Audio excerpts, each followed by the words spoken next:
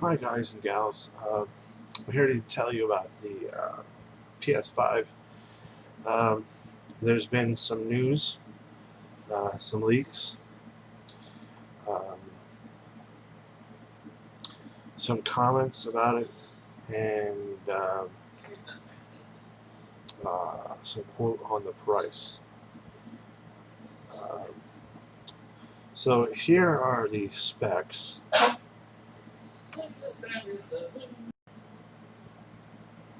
Alright guys and gals, I'm sorry about that. I was interrupted by my brother. Um, but anyway, I was talking about the PS5 news. Now I'm going to read off the specs that were supposedly announced. Um, RTX 2070 equals 18,103. By the way, I don't know any of these specs. One day I'm going to learn, but anyone who knows, I guess, computers and things like that will know what these are and how good they are. Apparently, it's 4 times more powerful than the PS4. So just throwing that out there. Anyway, I'll continue. The Vega 64 equals 19,200. GTX 1080 equals 19,370. PS5 Gonzala equals 20,000 plus. And RTX 2080 equals 21,892.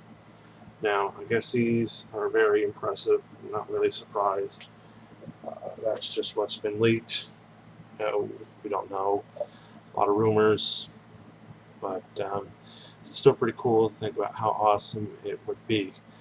Um, so that's exciting. I mean, it's always exciting. It would be interesting to have, uh, you know, something that's more powerful out there. Um, Now, whether it's all that connectivity stuff, that's a whole different ballgame. I mean, it's a whole different story, but that's not really what we're questioning here. But the other news is that the PS5 will rumored to be. I don't know if you saw it. I can't remember the man's name, and he believed it would be $800. Right? I want to chime in on that, and technically, you know, if you remember what happened with PS3, and anyone who's been kind of keeping a semi-eye on the gaming industry should know that a lot of times game consoles will come out and they'll say they're this price, and they usually absorbent amounts, to the average consumer because, frankly, to tell you the truth, if you've seen, and you probably haven't, any of my other videos, but the gaming industry um, as a whole usually operates where the console is underpriced. It's literally, you know, worth double, maybe even more than what they actually charge you. But the reason for that is because they want it to be competitive, and they plan on making money off the games. That's been a standard for some time. Some time where it's a research project, which I would love to talk about in the future. But it's not uncommon. It's been going on for decades, and well, the truth of it is, um, if you remember, now some of you should know by now that the Xbox One X, remember when they announced it, they were asking, obviously, how much it's going to be. How much is it going to be? Naturally, people want to know how much it's going to be at the price point. And I can't remember who said it. I don't know if it was Phil Spencer. I think it was someone else, maybe. But they had said that the console that was VR compatible, I'm sorry, a PC that was VR compatible, would go for $800. So, with that being said, it kind of gave people an idea. Oh, the Xbox One X is going to be $800, and kind of whatnot. And that's what I was kind of thinking. And because as someone who's been around, I remember back in the '90s when things were more expensive. Came out with consoles like the 3DO or the CDI, and then over time things lowered down. Um, but the I'm sorry, with the Xbox One X, when they actually announced the price, it was $500. And after some time, it went down to $400. So, by my estimation, the standard price is $400. The Xbox One X is 400. The PS4 Pro is 400. Uh, so, with that being said, if I had to guess, it's going to be $500, and then it's going to get lowered to 400. So it's competitive. Um, we'll see. I mean, they'll probably keep that price point for a little bit and then lower it down. I don't off the top of my head know how long Xbox One X was actually on the market for 500 and then lowered to 400. Uh, but so that's probably, with the industry standard, is probably what's going to happen. But my guess is it's going to be $500 to get people in. You know, um, people like me. I mean, I would still buy it at the $500 price point because I really want something. But hey, you know what? That's probably what's going to happen. And when that time comes, we'll see. It's probably going to come out in 2020, as everyone speculates, but no one really knows.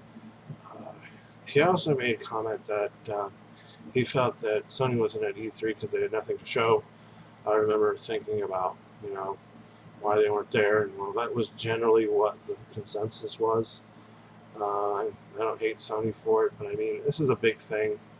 So, but you know, I didn't exactly understand why, but I guess they had their reasons.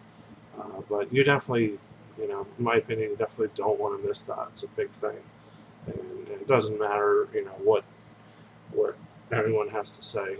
But finally, I can't remember who it was. The name of the man who has suggested that Ps5 will focus on um, AAA games and hardcore games. Now, I don't have any solid numbers to support this, but maybe there's more money in it, maybe not.